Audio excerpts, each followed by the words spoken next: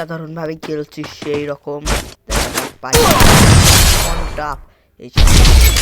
আমার ভিতরে গেল আবার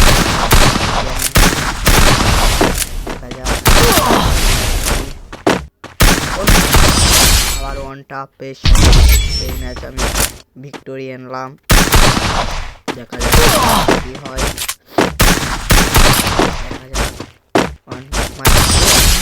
আবার ওয়ান টাপ দেখা যাক আব্দুল আলী কি করে দেখা যাক ডেজার্টে আমাদের সে দেখা যাক পারে না ও একদম